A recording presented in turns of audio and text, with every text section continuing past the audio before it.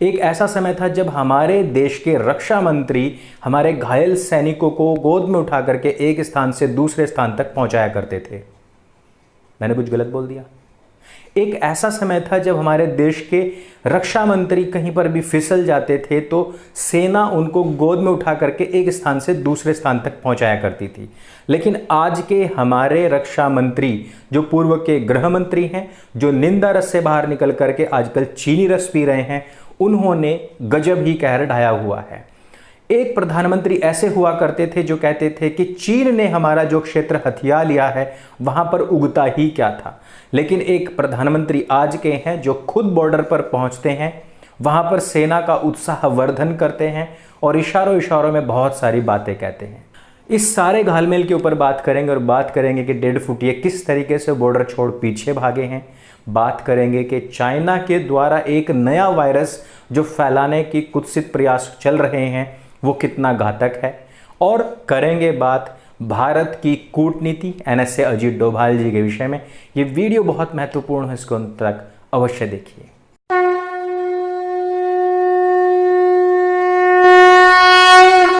सबसे पहले मैं आप लोगों से ये पूछना चाहता हूं कि इस प्रियंका गांधी को नेता बनाया किसने है, जिसको ये तक नहीं पता कि गलवान के बॉर्डर पर हमारे और चीन के खड़े हुए सैनिकों के पास में हथियार हो ही नहीं सकते।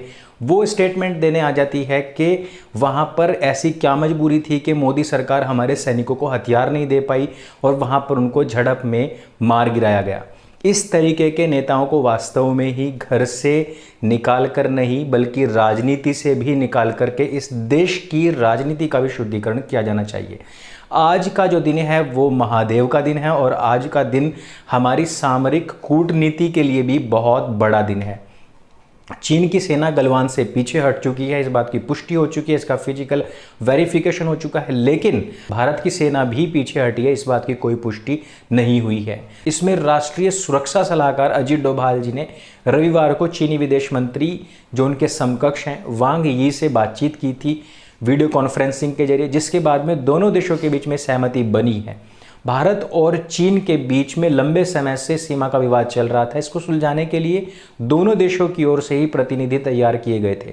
भारत की ओर से अजीत डोभाल जी की ही स्थायी प्रतिनिधित्व करते हैं और जिनकी बात चीनी विदेश मंत्री से हुई थी। चीनी सेना अगर पीछे हटी है तो इसके पीछे भारत के बहुत सारे रणनीतिक, राजनयिक और राजनीतिक कदम जिम्मेदार हैं जो पिछले कई दिनों से निरंतर आगे बढ़ाए जा रहे थे। सिलसिलेवार देखें तो इसमें कई अहम फैक्टर सामने आते हैं, जैसे कि भारत ने कैसे बॉर्डर पर अपनी फौज बढ़ाई, फाइटर प्लेन तैयार किए, चीन के खिलाफ दुनिया भर में माहौल को तैयार किया, अमेरिका सहित कई देशों के बयान आए, खुद प्रधानमंत्री नरेंद्र मोदी लद्दाख गए, पहले आर्मी चीफ गए, दूसरी तरफ वार्ता जारी रही। भरपूर उकसावे के बावजूद प्रधानमंत्री ने चीन का सीधा नाम नहीं लिया। इससे बातचीत की खिड़की हमेशा हमेशा के लिए खुली रह जाती है। कई एप्लीकेशंस बैन की और चीनी कंपनियों के टेंडर भी निरस्त कर दिए गए। भारत इस मामले में झुकेगा नहीं और नतीजा ये हुआ कि चीन को मामला आगे बढ़ाने से कोई फायदा नहीं दिखा और उसने अपनी सेना को ही पीछे हटा लिया है। अब पीएम का जो लद्दाख दौरा है वो भी इसमें बहुत अहम फैक्टर है।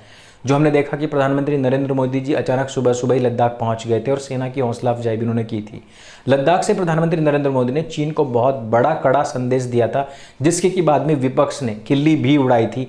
लेकिन आज जो हमने देखा है उसको देखते हुए आज हमें पता लग रहा है कि प्रधानमंत्री नरेंद्र मोदी जब वहां पहुंचे तो जो उन्होंने कहा था कि ये जमाना विस्तारवादी नहीं बल्कि विकासवादी है, प्रधानमंत्री नरेंद्र मोदी ने बिना ही चीन का नाम लिए जो उस पर निशाना साधा था और जिन्होंने कहा था कि हम कृष्ण की बांसुरी और सुदर्शन चक्र दोनों को आदर्श मानते हैं, उसका प्रभाव जमता और दिखता हमें नजर आता है। प्रधानमंत्री नरेंद्र मोदी जी ने लद्दाख में घायल जवानों का भी हालचाल पूछा था और हम इस बात को जानते हैं कि हमारे सैनिकों ने, हमारे जवानों ने हाथों और लातों से ही चीन के जितने भी 1.5 फुटिये थे उनको ध्वस्त कर दिया था।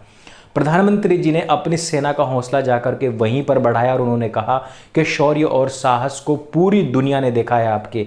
इसके साथ ही साथ लेह में प्रधानमंत्री मोदी जी ने LAC के हालातों की जानकारी भी ली थी। प्रधानमंत्री मोदी CDS जनरल विपिन रावत जी और सेना प्रमुख जनरल MM नरवणे जी को साथ में लेकर लेह से आगे 11,000 फीट की ऊंचाई वाले नीमू तक गए थे। प्रधानमंत्री नरेंद्र मोदी के इस पूरे दौरे का सार राष्ट्र कवि रामधारी सिंह दिनकर जी की उन पंक्तियों में भी देखा गया जिन्हें कि खुद प्रधानमंत्री नरेंद्र मोदी जी ने वहां पर सुनाया था। चीन के साथ बिगड़े रिश्ते के मद्देनजर भारत ने जब उनकी 59 एप्लीकेशंस को बैन किया था, बताया जाता है कि अकेले टिकटॉक ही एक हफ्ते में 30 करोड़ की इनकम यहां से करती थी। बाकी के एप्लीकेशंस भी बहुत ज़्यादा फेमस थे। केंद्र सरकार के इस फैसले के बाद में जानकारों का मानना है कि इससे चीनी एप्लीकेशंस को संचालित करने वाली बनाने वाली जो कंपनियां हैं उनको भी और खुद चीन को भी बहुत बड़ा आर्थिक नुकसान हुआ है। इसके साथ ही साथ बहुत सारे जो टेंडर थे उनको भी हटाया गया। एक अंदाजे के मुताबिक अकेले टिकटॉक के बैन होने से ही कंपनी को 100 करोड़ रुपए की डायरेक्ट चपत लगी है और इन फ्यूचर जो उसको कमाना था वो तो गया ही गया, क्योंकि भारत में सिर्फ मार्च से लेकर के मई 2020 के बीच में 10 में से 5 सबसे ज़्यादा डाउनलोड होने वाले मोबाइल ऐप्स केवल और केवल चाइनीज़ थे।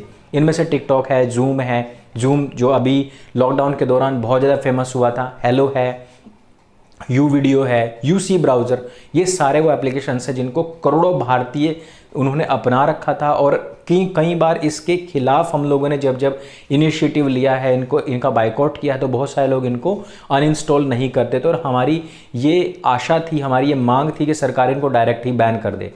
चीन को भारत आर्थिक मोर्चे पर लगातार झटके दे रहा है। अब भारत सभी हाईवे प्रोजेक्ट्स जितने भी हैं उनमें चीनी कंपनियों को बैन करने की तैयारी कर चुका है। केंद्रीय मंत्री नितिन गडकरी जी ने इस बात की जानकारी दे दी है कि जितनी भी चीनी कंपनियां हैं उनको हम हटाने वाले हैं। चीनी कंपनियों को संयुक्त उद्यम पार्टनर JV के रूप में भी काम नहीं दिया जाएगा, कोई भी पार्टनर के रूप में भी उनको काम नहीं मिलेगा। इससे पहले भी चीनी कंपनियों को रेलवे के ठेकों से बाहर कर दिया गया था। फिलहाल देश के कुछ इंफ्रास्ट्रक्चर प्रोजेक्ट में चीनी कंपनियां साझेदार के रूप में काम कर रही हैं। गडकरी ने यह बताया कि नया निर्णय मौजूदा और भविष्य के सभी प्रोजेक्ट्स के लिए लागू होगा। साथ ही साथ भारत ने अब बॉर्डर के ऊपर सेना की मौजूदगी भी बढ़ा दी है। चीन से तनातनी के बीच में भारतीय सेना ने लद्दाख में अपनी मौजूदगी 2 गुना बढ़ा दी है। भारत को यह कदम इसलिए उठाना पड़ा है क्योंकि चीन की सेना इस इलाके में वास्तविक स्थिति को बदलने की फिराक में है। जिस प्रकार से वो अपने अन्य बॉर्डर्स के ऊपर दूसरे लोगों को डोमिनेट करते हुए वहाँ पर सेना को बढ़ाते हुए कभी रोड बनाती है तो कभी वहाँ पर पूरा का पूरा कैंटोनमेंट ही बना देती है। सुरक्षा एजेंसियों की अलग अलग समीक्षाओं में यह बात सामने आ चुकी है। सेना ने पूरे लद्दाख इलाके में 40 से 45 हज़ार सैनिकों की तैनाती कर दी है, जो कि पहले 20 से 24 हज़ार ही हुआ करती थी।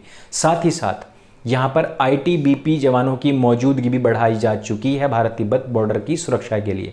एक अधिकारी ने बताया है कि चीनी सैनिकों की संख्या भारत से कम है और यह तादाद तकरीबन 30 से 35 हज़ार के आसपास होगी।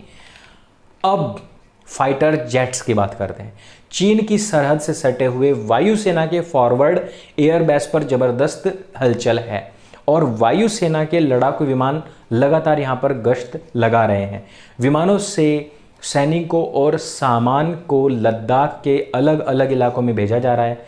बालाकोट एयर स्ट्राइक में अहम भूमिका निभाने वाले MiG-29 विमान, अपाचे और चिनूक हेलीकॉप्टर भी यहां पर तैनात किए जा चुके हैं। वायुसेना के इस फॉरवर्ड एयरबेस से चीन पर नज़र रखने के लिए multi role combat Mirage 2000, Sukhoi 30 और जगुआर की भी तैनाती की जा चुकी है। ये सभी लड़ाकू विमान हथियारों से लैस होकर के इलाके की निगरानी कर रहे हैं। अब बात करते हैं अमेरिका और भारत की दोस्ती के विषय में। प्रधानमंत्री नरेंद्र मोदी जी ने अभी रविवार को अमेरिका के 244वें स्वतंत्रता दिवस पर राष्ट्रपति डोनाल्ड ट्रंप और वहां की जनता को बधाई भी दी थी। प्रधानमंत्री नरेंद्र मोदी इस बधाई संदेश में अमेरिका राष्ट्रपति डोनाल्ड ट्रंप ने रिप्लाई करते हुए कहा था कि शुक्रिया मेरे दोस्त, अमेरिका भारत से प्यार करता है। दोनों नेताओं के इस संवाद से चीन की बेचैनी भी बढ़ चुकी है। साथ ही साथ मैं आपको बता दूं कि चाहे वो इजराइल हो, अमेरिका हो या फिर फ्रांस हो या रूस हो, सभी ने ही भारत का साथ देने का पूरा जो अपना वादा है उसको दोहराया है और रूस ने अपने हथियार समय से भेजने का जो वादा था उसको भी दोहरा दिया है। ये बहुत सारे फैक्टर हैं जिनका असर भारत चीन सीमा के ऊपर तनावों को कम करने में देखा गया है। प्रधानमंत्री जी पहले भी साफ साफ कह चुके हैं कि गलवान घाटी हमारी है, इसलिए चीन को यह स्पष्ट संकेत है कि उसके पास पीछे जाने के अलावा दूसरा कोई चारा नहीं है।